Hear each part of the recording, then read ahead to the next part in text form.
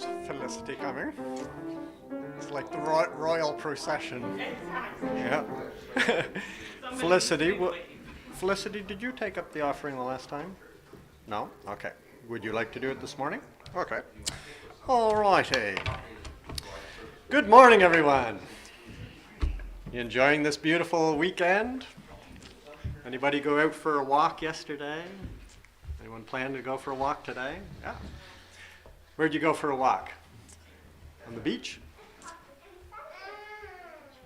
Did you go for a walk somewhere special? I went for a walk. I just walked around my acreage. Oh, that's nice. Well, you got beautiful acreage, so it doesn't matter where you're at out there, you're enjoying beautiful scenery. Yeah. Yeah, that's wonderful. Well, I had a really nice walk down in Bonshaw and the hills there, all covered in snow. It's amazing how many trees came down, though, in Hurricane Fiona in that park. So I would estimate like 1,000, just in the 1 hour walk I took in and back. It's quite a lot of devastation. Anyway, it's wonderful to be able to enjoy God's creation, getting out and being reminded that He's in charge of everything, and there's great joy in being alone with the Lord. There's also great joy in serving Him. And this week I had the opportunity of starting a new Bible study out in Kensington, so I'd ask you to pray for that. It was well attended, and there's much joy in getting to share the Lord with others. So let's begin by singing Joy in Serving Jesus. And this is Majesty Hymns, yeah. There is joy, joy, joy in serving Jesus, joy that throbs within my heart. Every moment, every hour, as I rock on His power, there is joy, joy, joy that never shall depart. Okay, Joe, would you open with a word of prayer, please? Father, thank you for the opportunity to come into the house this morning. Thank you for the sunshine. We just pray a blessing upon us as we study that word this morning, and bless those who are still making their way in. We just pray a blessing upon everything that's said and done. In Jesus' name. Amen. Okay, now we have a new song here to introduce here this morning in our chorus book, and it's number 88, and Valerie's going to go through it here with us. We'll go through it a couple of times. And can you sing it as well, Valerie, while you're playing, or is that okay? Okay. Boys and girls for Jesus, this our earnest prayer. Boys and girls for Jesus, home at school, at play, and everywhere we go. Full of life in Jesus, He's our joy and song. There's all you need in Jesus, won't you come along? Okay, we'll try it again. Boys and girls for Jesus, this our earnest prayer. Boys and girls for Jesus, home and school, at play, and everywhere we'll tell the world of life in Jesus. He's our joy and song. There is all you need in Jesus. Won't you come along? Okay, now I'm going to ask Felicity. She'd come and take up our offering, and we are going to sing "Oh, Be Careful" while she does that. Okay. That is number 37 in that book you have right there. Yeah, 37.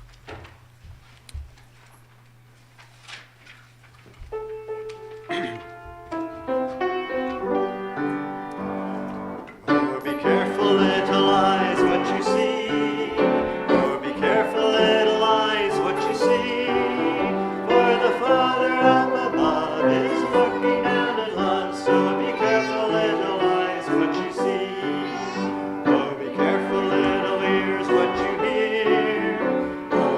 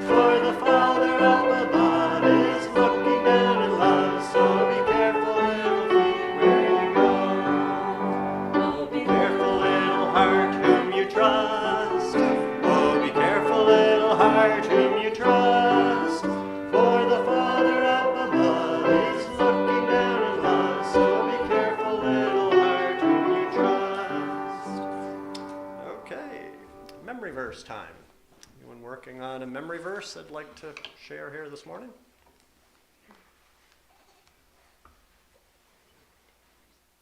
Anyone have a recent witnessing opportunity you'd like to share?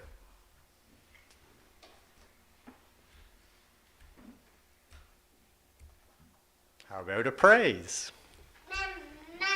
Hey, amen. Anyone want to top that? All right, well, we shall move on to our last song before our, birthdays. Was there any birthdays? There was. Who's that? Mrs. Flower? Did you celebrate a birthday? Okay, well, let's sing to Mrs. Flower, and we shall. Come on, I can deliver it to you, so.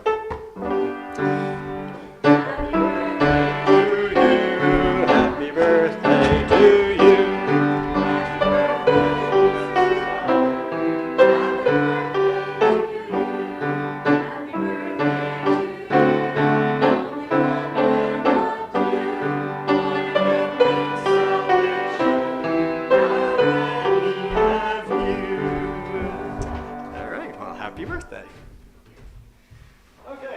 And we'll sing minute by minute.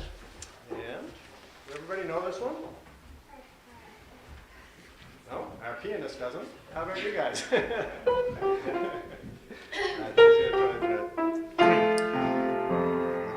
Minute by minute, hour by hour, day and night, He's giving me the power to do what He wants me to. Minute by minute, hour by hour, day and night. Okay, let's do it again, and this time the guys on the first and the ladies will echo. Minute by minute, hour by hour, day and night, He's giving me the power to do what He wants me to. Minute by minute, hour by hour, day and night. Okay, all right. Well, we got through it. That's good. Thank you, Valerie. You are dismissed to your classes.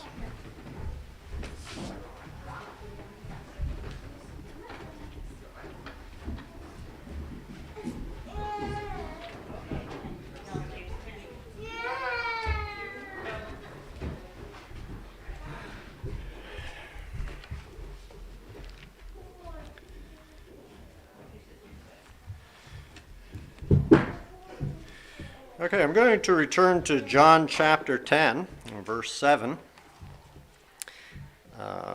as our opening text here this morning.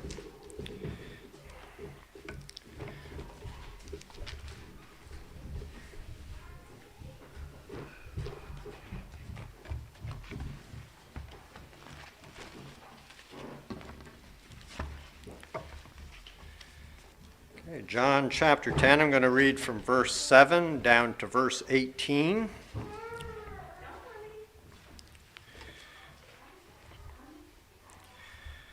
Then said Jesus unto them again, Verily, verily, I say unto you, I am the door of the sheep. All that ever came before me are thieves and robbers, but the sheep did not hear them. I am the door. By me, if any man enter in, he shall be saved, and shall go in and out and find pasture. The thief cometh not but for to steal, and to kill, and to destroy.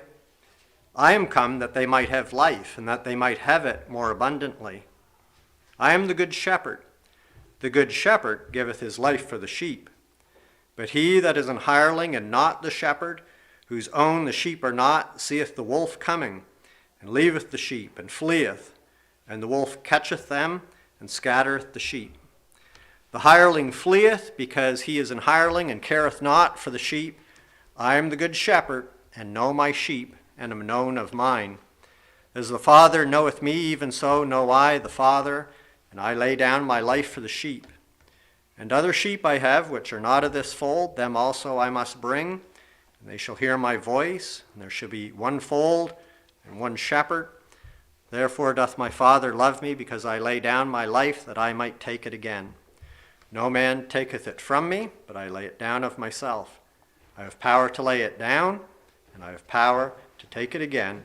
This commandment have I received of my Father. May the Lord add his blessing to the reading of his holy and inspired word.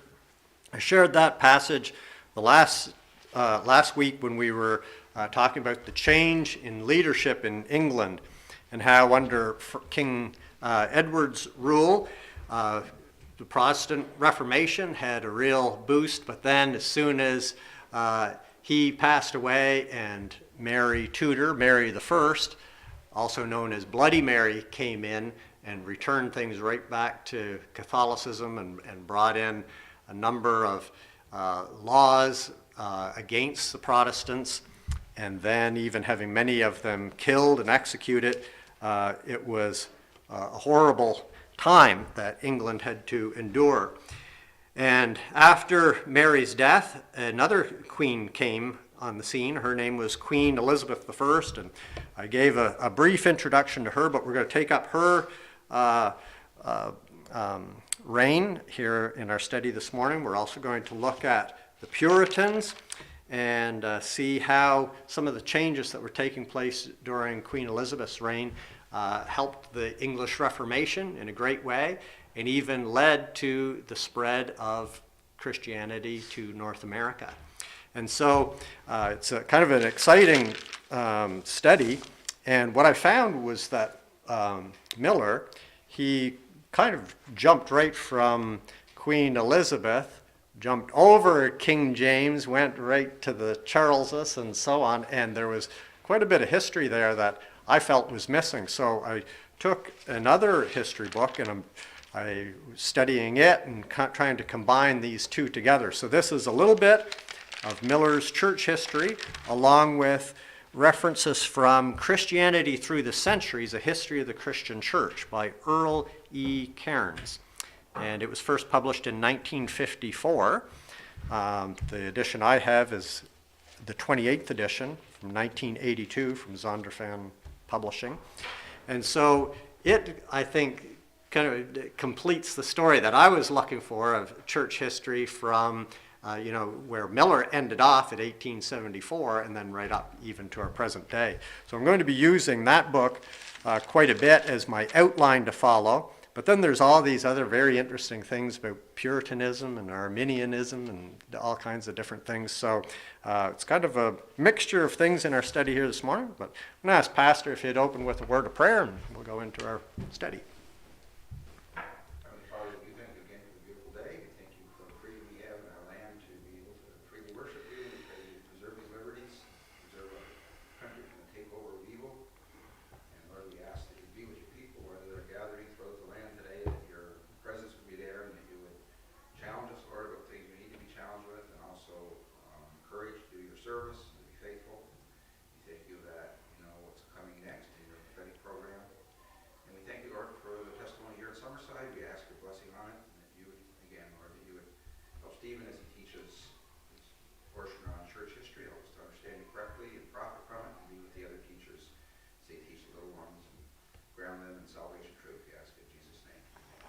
Okay, thank you, Pastor.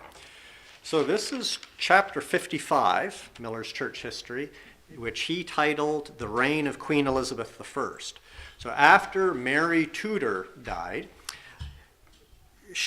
Princess Elizabeth became queen. She was the daughter of King Henry VIII's second wife, Anne Boleyn, who he had beheaded. So Elizabeth was only 25 years old when she came to the throne in 1558, and she changed just about everything in her splendid reign, which went up to 1603. And so the gloom that had come into the country under Bloody Mary's ascendancy was instantly replaced with joy and peace. Laws that had furthered Catholicism were now repealed. The English liturgy was restored. Even though Elizabeth herself inclined towards Catholicism, she was still mindful of many of the Roman Catholic abuses from the papacy and so on, so she was certainly more moderate. But many of the things that she wanted, or that she did change, were not enough for some Christians, and this gave rise to what were known as the Puritans, because they wanted the Reformation to go even further back to the Bible. And they objected to a couple of the issues which she allowed to remain, which were the vestments, the priestly garb that the bishops would wear, and the habits worn by the clergy, and also the Book of Common Prayer was seen by many to include many of the superstitious errors of Rome. So they wanted that changed. And the Puritans, as a lot of us have some knowledge of them, probably from the Mayflower sailing over to Plymouth in 1620 and the arrival of those early Christians in North America. But it is around this time in history when that group had its founding, the 16th and 17th century. So these English Protestants, they sought to purify the Church of England of all of its Roman Catholic trappings. They wanted to maintain that England's church be reformed and become more Protestant. And because they wanted greater purity in worship and doctrine as well as in individual believers' lives, then this name of Puritan was given to them, which they embraced. The movement spread from England to North America. It lasted longer in North America than in its birthplace, but that whole time period was about 150 years, and then the name just kind of went extinct, you might say. From that point, Congregationalism took over, and church is being ruled by the congregation, choosing its own officers and being led in that way, as opposed to Episcopalian, which was how the Anglican Church was ruled, with the bishop ruling over the congregation, or the rising up of the Presbyterians, which believed in an elected presbytery, or a group of elders or bishops to govern the church. These were the three main types of what you might call governance for, or polity for the church. And it's through the congregational one that Baptist beliefs came to fruition. And other groups as well, like the Quakers. There were congregational Calvinist churches, the Methodists, but I think what's of particular interest to us is that of the Baptists. So I'm trying to include a lot of what I found out about that in our study here this morning, so you can kind of see the origin of that. And some of the famous Puritan names that we're likely to recognize: John Bunyan, who wrote Pilgrim's Progress; have William Bradford, who was Plymouth's first governor; then Oliver Cromwell. There was a period where the monarchy kind of stopped for a short period of time in England. It was after the execution of Charles I, and Oliver Cromwell, who was a Puritan, he came to be the leader of the country for a period. Then they went back to a monarchy with Charles' son, Charles II. So it's all kind of interesting history there, but a number of these Puritans had great, very profound impact. Jonathan Edwards in North America, the first Great Awakening, the great revivals that took place in the 1700s. He was a Puritan. He preached that message, sinners in the hands of an angry God. And also John Milton was a well-known Puritan who wrote Paradise Lost. So the Puritans, this first name associated with them, the individual that was first known as a Puritan was a bishop, Hooper. He was the first one to be martyred, and he was a friend with the Protestant leaders Heinrich Bullinger of Switzerland and his student and successor Rudolf Walther. And Bishop Hooper had returned from exile back to England when King Edward VI had taken over. So the reign before that, under King Henry, many Christians fled to the mainland. But then when this son came into power and was starting to be favorable towards the Reformation, many returned back to England. And when Bishop Hooper came back, he had been influenced by the Swiss preachers who just, wore kind of normal, formal clothing when they went to preach. They didn't put on the Catholic vestments, which were usual. So when he came back and he was about to be ordained and offered a bishopric of Gloucester, he wanted to be ordained without wearing the priestly garments. He didn't want to go through all the usual ceremonies. And he was influenced by two well-known professors of divinity at Oxford and Cambridge, Peter Martyr and Martin Bucer, who were able to convince him to at least wear the vestments for his consecration and maybe preach in them at least once in front of the court so that it wouldn't raise, too much of an issue. Miller said it's not certain whether he ever wore them again, but this subject of vestments was really a sticking point for many of the Puritans because they saw the priestly garb as a badge of Antichrist and that shouldn't be present in the Christian churches. So this was one of the issues, and although Queen Elizabeth was opposed to the popery, she wanted to keep as much of the religious pomp and ceremony as she could in the churches. And so this created a schism between the court party and the Puritan party. So this conflict then eventually led to Elizabeth issuing an order stating exact uniformity in all external rites and ceremonies. And this was to be followed by an order to wear the vestments or else you couldn't preach. She wasn't going to allow these ones to return to church office. And as a result of this, multitudes of godly preachers were kicked out of their churches and not allowed to preach anymore. Well, these preachers united to form an alliance. They were agreeing together that the Church of England was only half reformed. And so Queen Elizabeth was angry. She made threats, but these nonconformists, as they were called, banded together. There were enough of them to actually make an impact.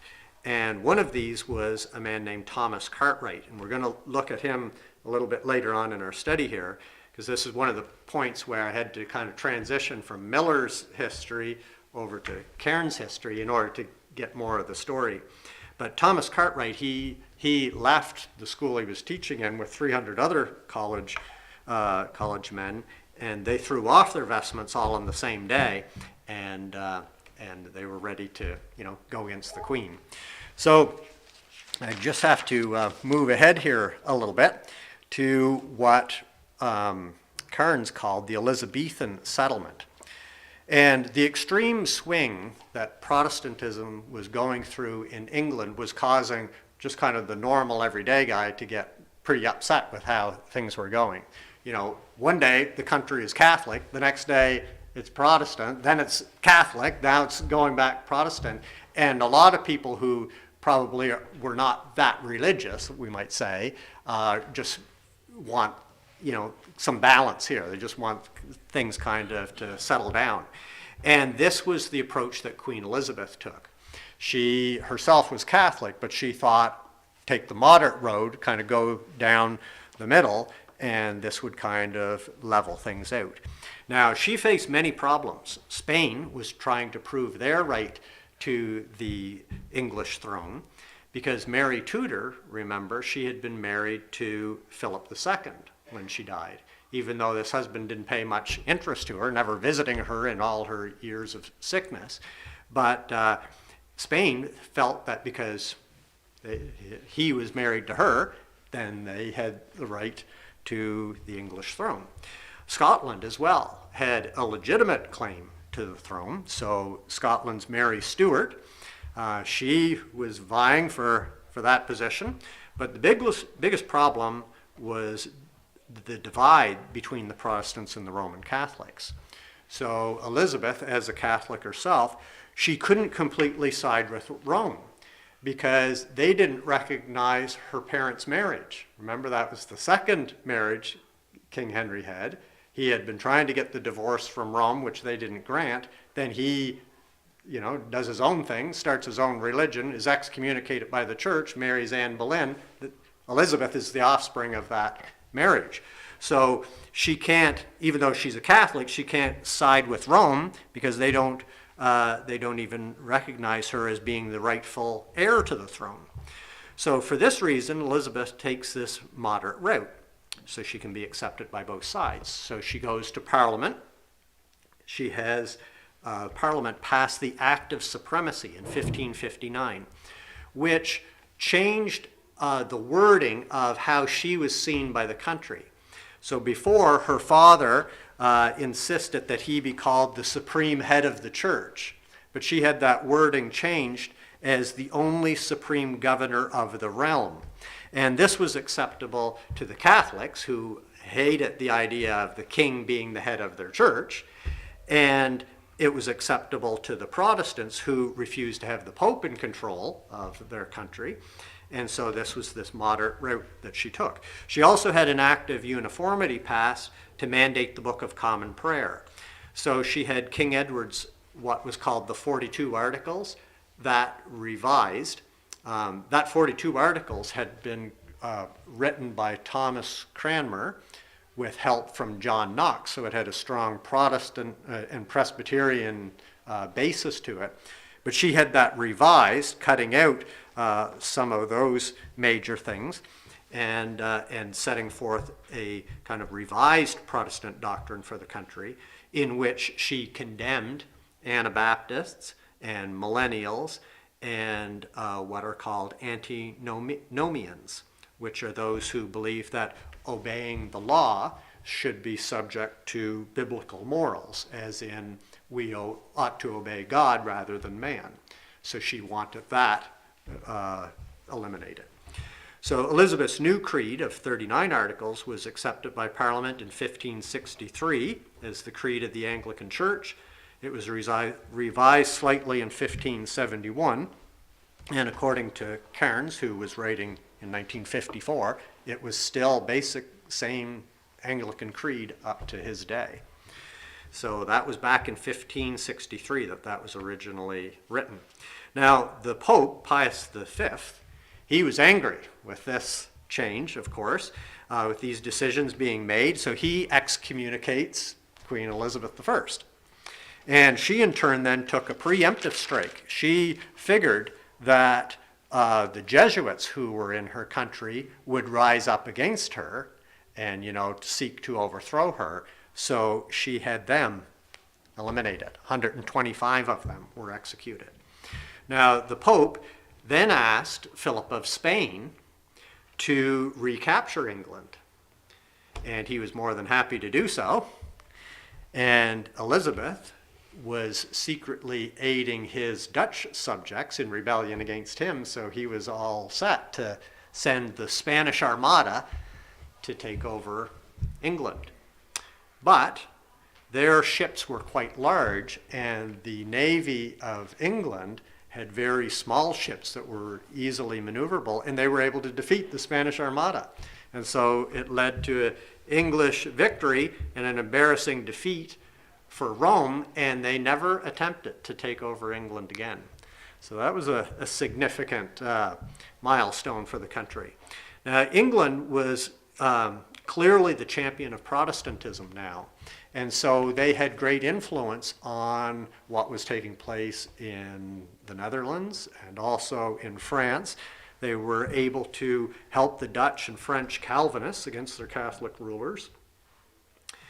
And this strong Church of England started, though, to raise bitterness with Ireland, which was their neighbor, which had remained loyal to the papacy.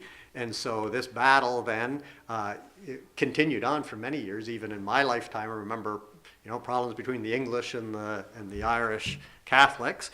And so I think we had touched on a little bit of that history in the past. But that conflict with Ireland really depleted Elizabeth's coffers, lost a lot of her finances. So she has all of these, foreign difficulties, but foreign affairs weren't her only problem. The settlement that Elizabeth brought to England didn't sit well with everybody at home. And it was the Puritans now who see what she has done as leaving these rags of popery there within their country, remaining in the Anglican Church. Many of them were Anglicans, and yet they wanted to purify the church in accordance with the Bible. So the Puritans opposed the use of saint days. They wanted those holy days and the feast days to be eliminated. They were against clerical absolution, that the clergy could absolve someone of their sins. The sign of the cross, they wanted that taken out. The custom of having godparents in baptism, kneeling for communion, the use of the surplice and other vestments. So back to that wearing of the priestly garb. This was a real issue for them. And they also deplored the loose observance of Sunday by the Anglicans. They felt that, just in believers' lives, they weren't taking Christianity serious enough. And many of them were strong in Calvinist beliefs, and they had a great influence at Cambridge University. So there, in their teaching, Puritanism grew, and they won the support of many of the graduates of that university. So the lawyers, the merchants, and then the country gentry, all were, this is a movement that's growing. So at a point then, Elizabeth passes an act against the Puritans in 1593. This gave authorities the right to imprison the Puritans if they didn't go to an Anglican church. So the Puritans were not political dissenters, but they were Protestants in the church. They were seeking a more pure form of Christianity, and so this was the great conflict. Now, there were three categories of Puritan, and it's easy to, it'd be better if I had a chart. I could just show these, but there's two main branches, and then one of those branches divides into two more, okay?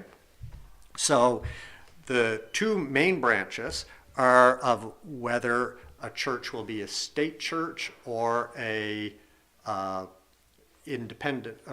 separatist church, believing in separation of church and state. And then where there's a combination is about how they believe that the church should be run. So whether it's by the congregation or whether it's by a presbytery. And so the Presbyterian ideal of Scotland had its influence there, but there were Presbyterians who they wanted a state church. Then there are the two groups of Congregationalists, one that wants a state church and one that doesn't. And so there's these three divisions. So I'm going to break them down and kind of give you the names of how we can keep them separate in our minds. So we have the Presbyterians. Presbyterians want a state church. Secondly, we have the Congregationalists that wanted a state church. These are known as independents. And then we have the Separatists, who are Congregationalists but want a separation between church and state. And there was a man named Richard Hooker who opposed separation of church and state, and he wrote a warning against this and against the Puritans that were threatening the state church. He called it the Treatise of the Laws of Ecclesiastical Polity. And the Puritans, in response, opposed his ideas, believing that the people under God were the source of sovereignty in the church. So this was a major issue for them. So Thomas Cartwright, he emerges on the scene, and he's with that first group of Presbyterians. And he lived from 1535 to 1603. He was a professor of theology at Cambridge. And since 1570, he had been emphasizing the need to reform theology and church government. He was Calvinistic, and he opposed the Episcopalian leadership of the Anglican Church. He believed that control should be by a presbytery of bishops or elders elected by the congregation. So he wanted a presbytery in every diocese of the church. And this eventually then was the groundwork laid for the Presbyterian Church of England. The first church was in Wandsworth, South London, in 1572. So the date there, 1572, is pretty much 10 years after John Knox had started the Presbyterian Church in Scotland. So the next group then is the Puritans who wanted an independent style. So some of these that were Henry Jacob, and he lived from 1563 to 1624. He's considered the founder of the independents, or many of these have so many names for them, but another name for them was the Puritan Congregationalists. And he's not a separatist like Robert Brown, who we're going to look at in a minute. What he favored was a state church, but one ruled by the congregation. So it could be independent in that it would choose its own pastor, it would determine its own policies and manage its own affairs, but yet it would still be a state church. And this view landed him in prison around 1603. Now, about 3 years later, Jacob left for Holland and he took up a ministry for Englishmen in that country. And while he was there in a place called Middelburg on the coast of the Netherlands, he met a man named John Robinson. And he pastored the Separatist congregation, which would be the forerunner for Baptist churches. And Jacob, when given the opportunity then, returned to England in 1616 to pastor a congregation of independents in Suffolk, London, until 1622. And Congregational Puritanism continued to grow under Oliver Cromwell when he took over that Commonwealth or Protectorate, and it became more powerful than Presbyterianism. So it had great influence. And two strong independents were this Cromwell and John Milton. And before we talk about the separatists, an interesting note is some of the agreements then that would come between those that kind of shared the same belief in one particular area. So some of the independents and some of the separatists came together because of their common belief in Congregationalism. And they formulated a Calvinistic creed called the Savoy Declaration.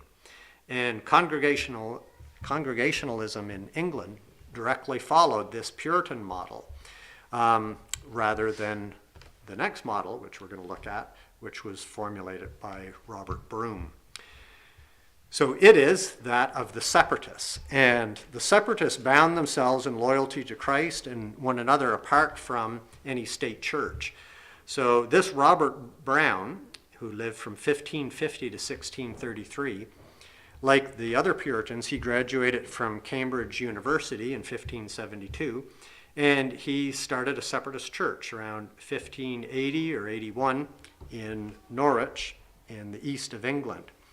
But he had to flee with his congregation to Holland. Holland seemed to be the place of exile for many of these Englishmen. And so when he went there, he wrote papers on the principles of separatist Congregationalism that emphasized that believers were to be united to Christ and one another by a voluntary covenant, that their church officers were to be chosen by their members, and that no congregation had authority over another congregation. And this is essentially what we believe. Now, we often use the word independent, but I was trying to avoid that because there's the independents and the separatists, but the separatists are what I think we would even refer to as being, independent. The independents back here, though, they were believing in a state church, and that's something that we don't believe in. Now, oddly enough, when Brown was able to return to England in 1591, he was ordained into the Anglican Church, and he served there until his death. So, the things that he wrote about and that he preached about, and then he kind of does the opposite when he gets back to England. But you never really know how much pressure was on these people, the threats upon them and their families and such things. So I don't know all of the details about Brown. But anyway, it's the principles that he wrote about which were to carry on. And John Greenwood and Henry Barrow would slightly modify Brown's principles in their church in London, but they would actually end up paying for that with their lives in 1593. So the threat against them was quite enormous. Even under this period of time under Queen Elizabeth, which seems like to be a fairly moderate queen, there were still a number of people being martyred. Now, the little flock there in Holland, which were, on the separatist model, they were being pastored by a Francis Johnson. And John Robinson's church in Leiden, Holland, was where the famous William Bradford came from. So he was the one who, landed in Plymouth Rock, and there were other pilgrims from there as well. So this is the church where these ones were learning their doctrine. And this idea of a congregational, separated church from the state, that idea of, agreeing, kind of making a voluntary covenant, and that their church officers are to be chosen by the members and so on. This is the mentality that these people had when they sailed to North America. And it was the thinking behind when they drafted up the Mayflower Compact, which was, basically a basis then for even the United States Constitution. So it would govern not only their religious lives, but their political life then in the New World. And around the same time, the English congregation was joined with the Mennonites, who were also formed as followers there of Menno. And persecution in Gainsborough, which was in this area in East Midlands, caused another migration to Amsterdam under a John Smith. And these separatists kind of combined with some of the Menno's followers and started to adopt some of the things that they were doing, which was, one of them was baptism by pouring or effusion. So then when some of these go back to England, they bring that with them, this new idea of baptism by pouring. So you have kind of a number of different things happening here, and this is all kind of the beginnings of Baptist churches in many ways. And there's kind of influences from a variety of different directions. They had, while in Holland, also picked up Arminian doctrines, which became, when these ones returned to England, then they became known as the General Baptists because of a belief in a general atonement, while those sticking to the Calvinistic doctrines were known as the Particular Baptists, which held to baptism by immersion and a limited atonement. And there's things which, each of those which we would say is right, but then there's other things in each of them that we would say are not right, not biblical. And I think it's always right, as Pastor has preached here, is that we should be followers of the Bible, not of particular men.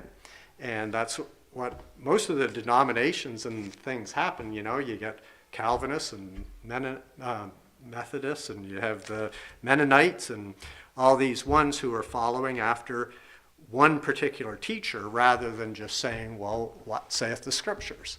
So Arminian is something I heard Pastor talking about often in reference to Calvinism and so on.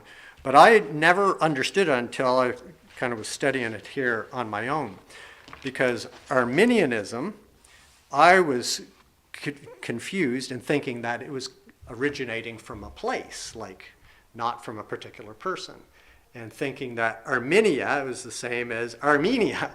And Armenia is a country between Turkey and Iran. So I was always thinking that this was a doctrine that came out of the East.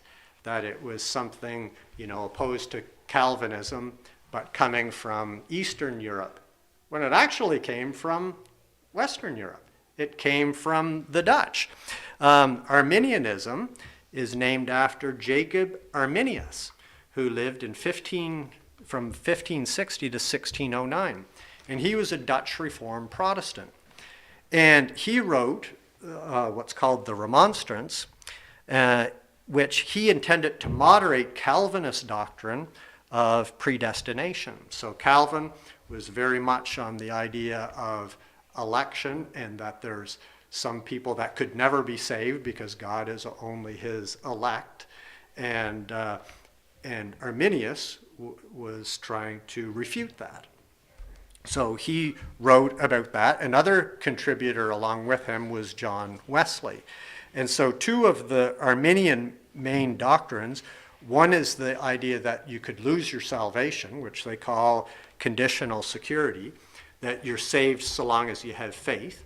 If one becomes an unbeliever, then they could lose their salvation. No, we don't believe that.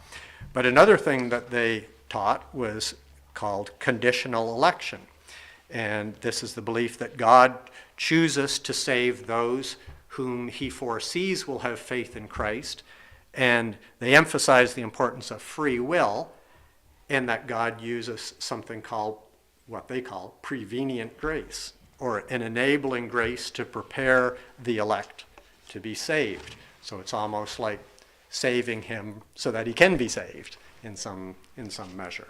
So, we don't believe that. We believe that there is election, there is free will, and that both are true. And that God has offered salvation to everyone. There's not a limited atonement. That whosoever calls upon the name of the Lord shall be saved. But we also understand that God has his elect. That he knows and has called people to salvation, and so it's have a balanced view of those two things. I hope I've explained that well enough, but it wasn't the Arminian Baptists, but rather the Calvinistic Baptists that became the stronger church in England, and had the greater influence then on the American Baptist movement. And it was the Calvinist Baptists that were led by John Spilsbury in 1638 that influenced Roger Williams, who, if you've studied New England history, he was the founder of Rhode Island. He wasn't a Baptist when he left England, but he used Baptist principles to respond to those opposing his preaching in the New World. So now, I think, I have enough time just to kind of wrap things up here with a little bit more of Elizabeth I. So now I'm going back to Miller's church history and some other study I was doing. But Elizabeth I was the last of the Tudor dynasty. So her father, King Henry, he was a Tudor. Mary was a Tudor. She was the last of the Tudors to reign in England before being replaced by a new dynasty called the House of Stuart. And the first king of the House of Stuart was King James, the one that we get our King James Bible from. And Miller kind of glossed over that part, and so I'm going to spend some more time studying and take up a little bit more of that, because I think we have an interest in knowing a little bit more about the authorization of the King James Bible in 1611. But he came to the throne somewhere around 1603. He was the Scottish King James VI, but then when he became England's king, he was King James I. And I don't think there's been a James since him, so he's the only King James of England. And Charles I followed him, and then Charles I was executed, and then Oliver Cromwell leads what's called the Commonwealth and a protectorate until that came to an end after his son, I forget what his name was. Anyone know? Oliver Cromwell? Norman Cromwell, I think it is, was the next then. And then that ended. It didn't get renewed, and then it goes back to a monarchy. So then Charles II takes over, and then the last of that Stuart dynasty is Queen Anne. But during this time, persecution against Puritans ran hard and strong. They had no hope for appeal. Many of them then fled England for the continent or then to North America. And so it was under that rule, even under, our King James, that many of them had to flee. And King Charles I, he too was one who caused great amount of persecution. He had an Archbishop of Canterbury as his advisor, a man named William Laud. They were both very bad. They were trying and eventually they were both tried and executed by the House of Commons for the charge of treason. But during his time in office, he had many Puritans mutilated. He would have them branded on their forehead and have their ears cropped. They do that to dogs sometimes. He was doing it to people. So emigration seemed like the only hope for many of these believers who fled England to form New England.